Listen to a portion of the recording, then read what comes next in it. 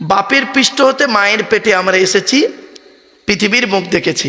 শুনে নিন, আমাদের দেহের মধ্যে যা যা উপাদান আছে সবগুলি উপাদান মাটির মধ্যে আছে। এই জন্য একটা মানব দেহ কয়েকদিন মাটি চাপা দিয়ে রেখে এলে কয়েকদিনের মধ্যে ওই মানব দেহটাকে মাটি আস্তে আস্তে আস্তে আস্তে খেয়ে নেয়। কয়েক কটা দেহ মাটি খেতে পারে না, টাটকা থাকে, পচে না মাটিতে, কয়েক কটা দেহ। তো আমার বাপেরা, এখানে যত মানুষ বসে আছেন, মায়েরা বোনেরা, আসুন তো দেখি, আমি কয়েক কটা দেহর নাম বলছি, ওই দেহগুলোর মধ্যে থেকে আমাদের যেন একটা দেহ হয়। চলুন। 1 নাম্বার, নবীদের দেহ মাটি খেতে পারে না, টাটকা থাকে। জোরে বলুন সুবহানাল্লাহ। শহীদানদের দেহ, কাদের শহীদানদের দেহ মাটি খেতে পারে না, টাটকা থাকে। কোনোদিন ভাবেননি আপনারা কি জানেন? ভালো করে শুনে নিন বাপেরা, এখনো পর্যন্ত যত সাহাবীর, আরব সরকার যত সাহাবীর লাশ বের করেছে, প্রত্যেকটা সাহাবীর লাশ টাটকা আছে। আপনারা দেখেননি না? এই ছেলেরা, যুবকরা, তোমরা ইউটিউব ঘাঁটো, খালি বলবে সাহাবীদের লাশ। কতগুলো সাহাবীর লাশ বেরোবে তার ঠিক নেই। 1500 বছর আগে যারা শহীদ হয়ে গেছে তাদের লাশ আজও টাটকা রয়েছে, পচেনি। শহীদানদের লাশ কোনোদিন পচে না, মাটি খেতে পারে না, টাটকা থাকে। 3 নাম্বার হলো মোকাম্মাল কোরআনে হাফেজের লাশ। মোকাম্মাল কোরআনে হাফেজ, কি হাফেজ? হ্যাঁ, আমি বলেছি, আমি একটা কথা যখন দুবার বলবো জানবেন তার মধ্যে কিছু রহস্য আছে। মোকাম্মাল কোরআনে হাফেজ, যাই তাই ছেঁচড়া মার্কা হাফেজ সাহেবের কথা বলিনি। ওই হাফেজ সাহেব হয়ে মসজিদে ইমামতি করছে আর পাশের বাড়ির মেয়েটার পেটে বাচ্চা আনিয়ে দিল, ওই হারামখোরের কথা বলিনি। হাফেজ সাহেব মোকাম্মাল কোরআনে হাফেজের লাশ মাটি খেতে পারে না। আমার মা বোনদের বলি, মায়েরা বোনেরা শুনে নিন। ও আমার মায়েরা বোনেরা, আপনার পেট থেকে যদি আল্লাহ 2, 3, 4টে বাচ্চা দেয়, পেট থেকে যদি আল্লাহ পাক 2, 3, 4টে বাচ্চা দেয়, হাতে ধরে বলে যাচ্ছি মা, একটা বাচ্চাকে অন্তত কোরআনে হাফেজ করাবে। কোরআনের হাফেজের বাপ আর মায়ের মাথায়, কোরআনের হাফেজের বাপ আর মায়ের মাথায় কিয়ামতের মাঠে আল্লাহ পাক নূরের টুপি পরাবে। আপনি ভাবতে পেরেছেন? আপনাদের ধারণা হয় হাফেজ সাহেব হলে খাওয়াবে কি? খাওয়াবার মালিক কে? আল্লাহ। হাফেজের মর্যাদা কি জানেন বাবা? এই কোরআনের মর্যাদা কি? চলেন এবার আসছি। আল্লাহ বলছেন, মাটির নির্যাস থেকে তোদের তৈরি করেছি, বাপ আর মায়ের মিলনের মাধ্যমে ওই পানিটাকে আমি তোর মায়ের পেটের ডাইসে সুন্দর করে রেখে দিয়েছি। আর কি করেছি? সুম্মা খলাকনা নুতফাতা আলাকাতান ফাখলাকনাল আলাকাতা মুদগাতান ফাখলাকনাল মুদগাতা ইযআমান ফাকাসাউনাল ইযআমা লাহমা সুম্মা আনশানাহু খলকান আখর ফাতাবারাকাল্লাহু আহসানুল খালিকিন। এটি কোথায় আছে? বুখারী শরীফের শেষ হাদিস। আর বুখারী শরীফের প্রথম হাদিস হলো ইন্নামাল আমালু বিন্নিয়াত। এর বাংলা অর্থ হচ্ছে প্রত্যেকটা কাজ তার নিয়তের উপরে নির্ভর করে। তাই এখানে এতগুলো জ্ঞানী গুণী বুদ্ধিজীবী মানুষ আপনারা এসেছেন, আপনাদের অন্তরে একটা নিয়ত বা উদ্দেশ্য আছে। আমি অধম আব্দুল্লাহ খিল মারুফ, তেমন ইলিম নেই, তেমন জ্ঞান নেই। আল্লাহ পাক আমাকে এখানে আনিয়েছেন, আমারও অন্তরে একটা নিয়ত বা উদ্দেশ্য আছে। আমার নিয়তটা আপনারা কেউ জানেন না বাপ, আপনাদের নিয়তটা আমিও জানি না। সুতরাং উভয়ের নিয়ত যিনি জানেন তিনি কে? জোরে বলুন, আল্লাহ। ইন্নাল্লাহা আলিমুম বিযাতিস সুদূর। নিশ্চয়ই আল্লাহ রাব্বুল আলামিন বান্দার অন্তরের খবর সবই রাখেন। তাই আজকের এখানে যা কিছু আলোচনা হবে আপনাদের মাঝে আমার মাঝে, আজকের আলোচনার সাক্ষী থাকবে কে? আল্লাহ। আল্লাহু শাহীদুম বাইনি ওয়া বাইনাকুম। আপনাদের মাঝে আমার মাঝে আজকের আলোচনার সাক্ষী রাখলাম সৃষ্টিকর্তা আল্লাহ পাককে। এবারে আসছি আলোচনার বিষয়বস্তু সম্পর্কে। কিসের উপরে আজকের আলোচনা হবে? আজ আমি আপনাদের কাছে শর্ট টাইমের ভিতরে টু দি পয়েন্টের উপরে 3টে বিষয়ের উপরে আলোচনা করব। কয়টা বাপ? 3টে বিষয়ের উপরে আলোচনা। আপনাদের বেশি রাত করব না, ভয় নেই। 3টে বিষয়ের উপরে আলোচনা। কি কি শুনে নিন। 1 নাম্বার, যার দেওয়া পৃথিবীতে বাস করি, যার দেওয়া পৃথিবীতে বাস করি, যার দেওয়া সূর্যের কিরণ গায়ে লাগাই, যার দেওয়া চাঁদের প্রতিফলিত রশ্মি রাতে ব্যবহার করি, যার দেওয়া আকাশের পানি পান করি, যার দেওয়া জমিনের তলা থেকে পানি তুলে পান করি, যার দেওয়া অক্সিজেন ফিরি ফিরি নেই, কার্বন ডাইঅক্সাইড ছেড়ে দিই, যার দেওয়া জমিনে ঘর বেঁধে থাকি, চাষ করে খাই, এ সমস্ত অবদান কার? জোরে বলুন আল্লাহ। তাই জীবনের সব ক্ষেত্রে জন্ম থেকে মৃত্যু পর্যন্ত মাথা নত করব, সাজদা দেব, ভিক্ষা চাইব একমাত্র শুধুমাত্র কার কাছে? আল্লাহর কাছে। এটা যত তাড়াতাড়ি বুঝতে পারবেন তত তাড়াতাড়ি আমার বক্তব্য আপনাদের বোধগম্য হবে। It is my concept. চলুন এগিয়ে যাচ্ছি। আজকে আমি প্রথমে আলোচনা করব আল্লাহর পরিচয়। কি বললাম বাবা? আল্লাহর পরিচয়। সৃষ্টিকর্তা হতে গেলে তার কটা গুণ থাকতে হবে শুনে নিন। টোটাল কোরআনে আছে আল্লাহর পরিচয় হলো চারটে। চারটে। যতদিন বাঁচবেন এগুলো মনে রাখবেন। টোটাল কোরআনে আছে আল্লাহর পরিচয় হলো চারটে। আর সৃষ্টিকর্তা হতে গেলে তাকে এই চারটে জিনিস হতে হবে। এই চারটে জিনিস যদি তার মধ্যে থাকে তাহলে তাকে সৃষ্টিকর্তা বলে মানবেন। আর যদি চারটে যদি না থাকে তাহলে খবরদার তাকে সৃষ্টিকর্তা বলে মানবেন না। আর যার মধ্যে এটা পাবেন তাকে সৃষ্টিকর্তা বলে মেনে নেবেন। চারটে জিনিস। চলুন কি কি বলে দিই। আল্লাহর পরিচয় হলো চারটে। এক নাম্বার, আল্লাহ নিজেই বলছেন কুল। কি বললাম বাবা? কুল। কুল নয়, কয় হস্যৌল কুল, কয় বয় হস্যৌল কুল। দুটো কুলের মধ্যে পার্থক্য আছে। দেখবেন কৌকার মোল কমল আর কমল কমল, দুটোই কমল। কৌকার মোল কমল মানে নরম, আর কমল কমল মানে পদ্ম ফুল, দুটোই কমল। জ্বালা, বর্গিন জয়াকার লয়াকার জ্বালা, বর্গিন জয় বয়াকার লয়াকার জ্বালা, দুটোই জ্বালা। একটা যন্ত্রণা জ্বালা, একটা পানির জ্বালা। কিছু বুঝতে পারছেন আমার ওয়াজ বাবা? এটা আমার ওয়াজ শুনতে গেলে একটু ব্রেন ঠিক রাখতে হবে বাপ। উটোপাটা করবেন না। ওয়াজ মানে এই নয় যে চিৎকার করে করে বলা, টেনে টেনে বলার নাম ওয়াজ নয়। আল্লাহর নবী ওয়াজ করতেন। কবে? বুখারীর হাদিস। আল্লাহর নবী ওয়াজ করতেন বৃহস্পতিবার দিনগত রাতে এশার নামাজের পরে সাহাবীদেরকে নিয়ে নবীজি গায়ে গায়ে গায়ে গায়ে বসে নবীজি ওয়াজ করতেন। নবীজির ওয়াজ কেমন ছিল? টু দি পয়েন্টের উপরে। নবী খুব চিৎকার করে বলতেন না, আর খুব ধীরেও বলতেন না। ঠিক মধ্যবর্তী পন্থা অবলম্বন করে তিনি বক্তব্য রাখতেন। আর নবীজি বুঝিয়ে বুঝিয়ে বলতেন এটা হালাল, এটা হারাম, এটা জায়েজ, এটা না জায়েজ, এটা আল্লাহর আদেশ, এটা আল্লাহর নিষেধ। সুতরাং আদেশটাকে মেনে নাও, নিষেধ থেকে দূরে সরে যাও। এইটাই হলো নবীজির ওয়াজ। বাপেরা একটু ধৈর্যের পরিচয় দিন। এবারে আসছি, আল্লাহ নিজেই বললেন কুল, নবী তুমি বলো হুয়াল্লাহু আহাদ, সে আল্লাহ হলেন একক। দুই নাম্বার আল্লাহু সামাদ, আল্লাহ হলেন অমুখপেক্ষী। সৃষ্টিকর্তা কারোর মুখপেক্ষী নন, সারা পৃথিবী তার মুখপেক্ষী। ঠিক না বেঠিক? বুঝতে না পারলে বলবেন আমাকে। ওয়াজের নিয়ম হচ্ছে বুঝে নেওয়া। চিৎকার করে বলে যাওয়ার নাম ওয়াজ না বাবা। ডবল এম এ পাস লোক, ভারত সরকার এমনি মেডেল দিল না, কলেজ ইউনিভার্সিটির ছেলে মেয়ে পড়াই তো। তো সেজন্য বলি বাপ, আমি যদি স্পিরিটে কথা বলি তাহলে আপনার মাথার উপর দিয়ে যদি বক্তব্য চলে গেল তাহলে কোনো দাম হবে না বাপ, কোনো দাম হবে না। মনে রাখবেন বাবা। আগিয়ে যাচ্ছে, বুঝে নিন। বুঝতে না পারলে আমাকে বলবেন, ইনশাল্লাহ আমি চেষ্টা করব। I shall try my best. আমি চেষ্টা করব আমার ভালোটা আপনাদের কাছে তুলে ধরতে বাবা। চলেন, আল্লাহ বললেন কুল, নবী তুমি বলো হু আল্লাহু আহাদ, সে আল্লাহ হলেন একক। দুই নাম্বার আল্লাহু সামাদ, আল্লাহ হলেন অমুখপেক্ষী। আল্লাহ কারোর মুখপেক্ষী নন, সারা পৃথিবী তার মুখপেক্ষী। তিন নাম্বার লাম ইয়ালিদ ওয়ালাম ইউলাদ, আল্লাহ কাউকে জন্ম দেয়নি, আল্লাহকেও কেউ জন্ম দেয়নি।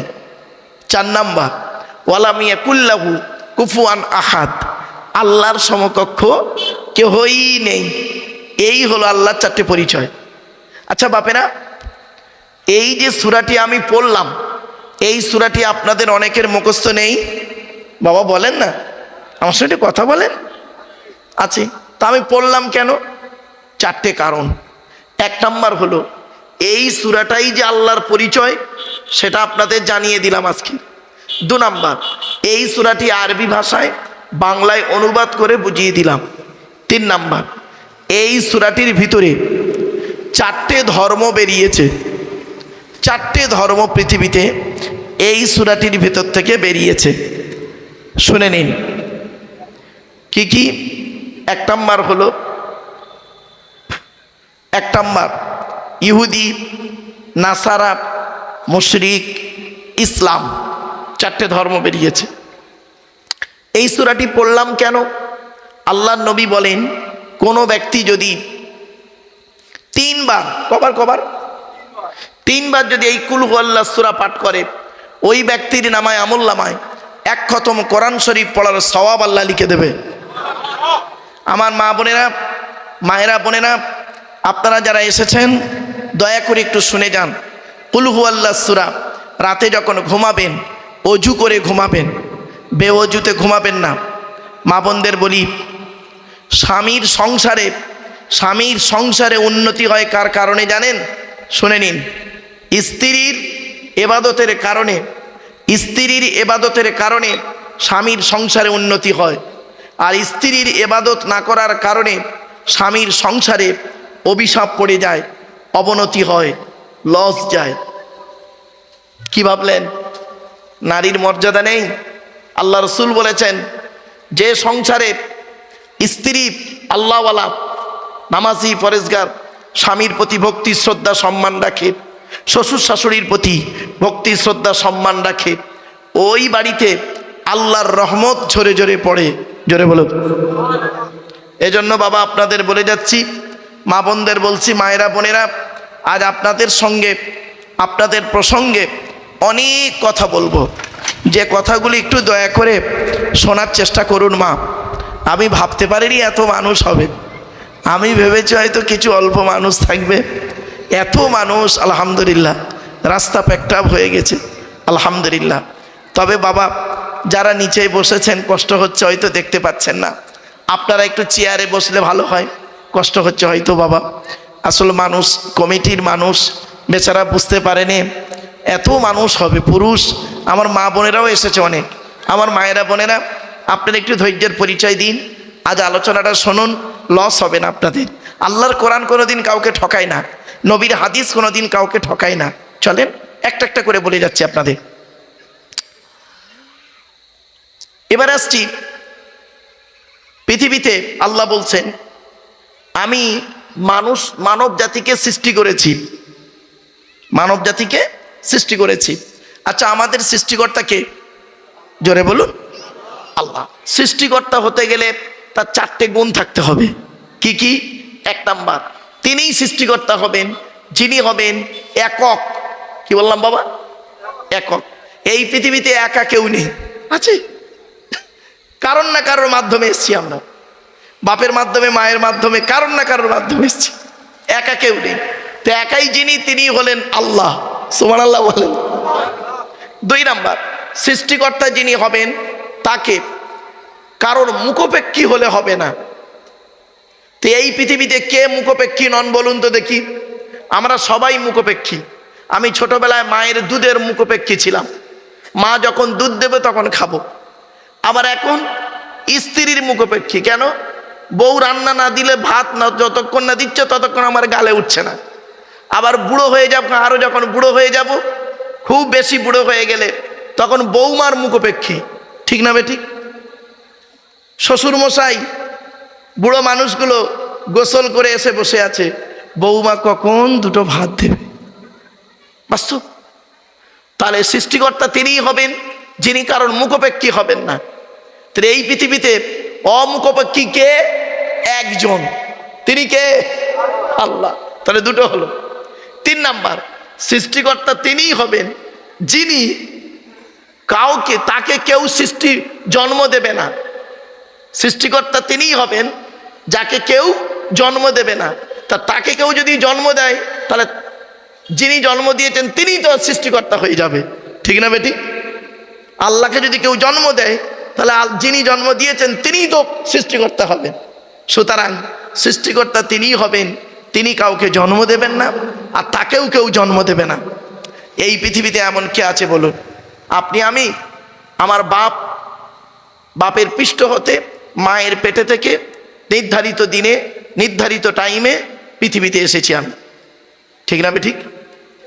আমি আপনি সকলেই।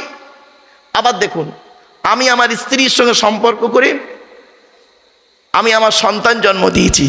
সুতরাং আমাকে জন্ম দেওয়া হয়েছে, আমিও জন্ম দিয়েছি। আমার বাপ আমাকে জন্ম দিয়েছে, আমি আমার সন্তান জন্ম দিয়েছি। সুতরাং সৃষ্টিকর্তা হতে গেলে কি করতে হবে? তাকে কেউ জন্ম দেয়নি আর সেও কাউকে জন্ম দেয়নি। সুতরাং আমি আপনি হতে পারলাম না, একজনই আছেন, তিনি কে? আল্লাহ। 4 নাম্বার, এই সূরাটার যে এত মূল্য আপনারা হয়তো বুঝতে পারেননি। বাবা আলেম উলামারা যারা আছেন তারা বুঝতে পারছেন। এই সূরাটার এত আলোচনা সারা পৃথিবীতে, এই কুল হুয়াল্লাহ সূরা। 4 নাম্বার হলো সৃষ্টিকর্তা তিনিই হবে, তার সমকক্ষ কেউ হলে হবে না, তার সমকক্ষ কেউ হবে না। এবার আসুন দেখি, আপনার সমকক্ষ কেউ নেই, আপনি পুরুষ, উনি পুরুষ, ঠিক না বেটি? আপনার মধ্যে যা যা আছে ওনার মধ্যে তাই তাই আছে। হ্যাঁ, 3টে জিনিস আলাদা। আল্লাহ নিজেই বলেছেন, তুই পুরুষ, তুই পুরুষ, তোর মধ্যে যা যা আছে ওর মধ্যে তাই তাই আছে। তবে আমি আল্লাহ আমার সৃষ্টির টেকনিক্যাল 3টে জিনিস আলাদা করে দিয়েছি। 3টে জিনিস আলাদা, আমি একটু বলে দিচ্ছি, একটু পরেই দাঁড়ান, জেনে যান। আজকের জীবনে অনেক ওয়াজ শুনেছেন, অনেক বক্তার ওয়াজ শুনেছেন, বাপ মনে করুন না এই 2-2.5 ঘন্টা একটু বসেছি লোকটার কাছে, একটু বেকার, এই মনে করে একটু বসুন, লস হবে না ইনশাল্লাহ। দেখেন, এবার আসছি, সৃষ্টিকর্তা আল্লাহ বলছেন আমি তোদের সৃষ্টি করেছি। কিভাবে সৃষ্টি করলাম? কোরআন বলছেন, ওয়ালাকাদ খলাকনাল ইনসানা মিন সুলালাতিন মিন তিন সুম্মা জাআলনাহু নুতফাতান ফি করারিম মাকিন। সহজ সরল বাংলা মানে এটা কি? আল্লাহ বলছেন আমি মাটির নির্যাস থেকে তোদের তৈরি করেছি। আচ্ছা, মাটির নির্যাস থেকে তৈরি করেছি মানে আমরা কি দিয়ে তৈরি? বলুন না বাবা, একটু বলুন। সকলে বলে মাটির তৈরি, তা মাটির তৈরি কি করে হলো? বাপের পৃষ্ঠ হতে মায়ের পেটেতে এলেন, তা মাটিটা ঢুকলো কোথায় ওর ভেতরে? না বাবা, আল্লাহ বলেই দিয়েছে আমাকে, এই জন্যই তো জলসা দেওয়া হয়, এই জন্যই। শুনে নিন, 4 নাম্বার হলো হাক্কানি আলেমের দেহ। হাক্কানি আলেম, ছাঁচড়া মার্কা আলেম নয়, হাক্কানি আলেমের দেহ মাটি খেতে পারে না, টাটকা থাকে। 5 নাম্বার হলো মুয়াজ্জিনের দেহ। কার দেহ? মুয়াজ্জিনের দেহ। 12 বছর যদি কেউ নিঃস্বার্থভাবে আজান দেয়, ওই দেহ মাটি খেতে পারে না, টাটকা থাকে। জোরে বলুন সুবহানাল্লাহ। এই 5টা জিনিস আমরা হতে পারবো কি তা জানি না। 1 নাম্বার, আমরা নবী হতে পারবো না, কেন? শেষ নবী মুহাম্মদ সাল্লাল্লাহু আলাইহি ওয়াসাল্লাম হয়ে গেছেন। 2 নাম্বার, শহীদান হয়ে মরতে পারবো কি তা জানি না। 3 নাম্বার, কোরআনে হাফেজ হতে পারবো কি তা জানি না। 4 নাম্বার, হাক্কানি আলেম হতে পারবো কি তা জানি না। 4 নাম্বারও কেটে গেল। 5 নাম্বারটা কি বলেছি? মুয়াজ্জিন। বাবা মসজিদ একটা, তা মসজিদে মুয়াজ্জিন কটা হয়? একটা, তাহলে হয়েই গেল তো। তাহলে আমরা কি বেকার? না, শুনে নিন, 6 নাম্বারটা আমরা প্রত্যেকেই হতে পারবো। মা বোনেরা শুনে নিন, প্রত্যেকেই আমরা 6 নাম্বারটা হতে পারবো ইনশাল্লাহ। কি? হালাল খানেওয়ালা মানুষের দেহ। কি বললাম বাবা? হালাল খানেওয়ালা মানুষের দেহ মাটি কোনো দিনই খেতে পারে না। এজন্য আপনাদের আমি বারে বারে বলে যাচ্ছি, বাবা হালাল খাবার খান, সুদ কারবার বন্ধ করে দিন। ঘুষ কারবার, সুদ কারবার, জুয়া খেলা, লটারির টিকিট কাটা, গাঁজা খাওয়া, সাট্টা খেলা, তারপরে এই যে পৃথিবীতে যত সুদের কারবার বেরিয়েছে, বিভিন্ন নাম দিয়ে বেরিয়েছে, শুনে নিন, সুদের সর্বনিম্ন হারাম নবী বলেছেন, আমি বলিনি বাপ, আমারে ভুল বুঝবেন না। নবীজি বলেছেন সুদের সর্বনিম্ন হারাম হলো মায়ের সঙ্গে ব্যভিচার করা। নাউজুবিল্লাহ বলুন। ছি ছি ছি, কত নিকৃষ্ট পাপ কাজ সুদ খাওয়া। আমার মা বোনদের বলি, মা কবরে শুতে হবে, কবর কাউকে ছাড়বে না। মনে রাখবেন, এ জীবনের কোনো দাম নেই, এ দেহের কোনো দাম নেই। এই দেহ যদি কবরে টাটকা থাকে তবেই দাম।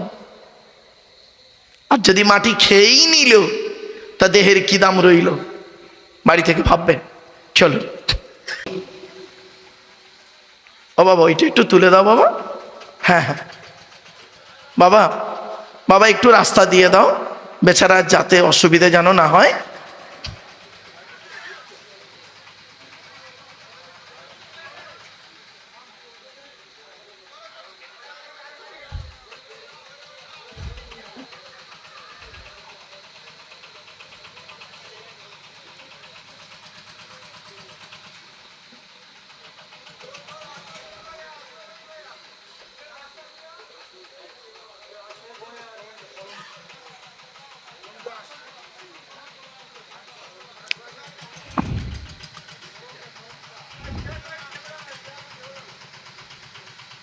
হ্যাঁ বাবা, একটু আস্তে আস্তে ওকে পার করে দাও বাবা।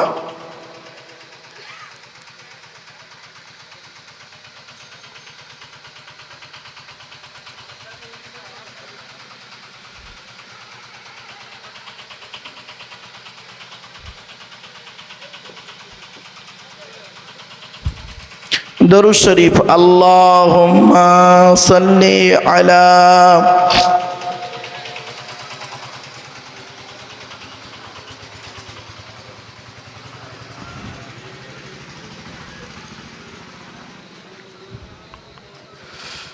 প্লিজ অ্যাটেনশন, এদিকে বাপ, এদিকে।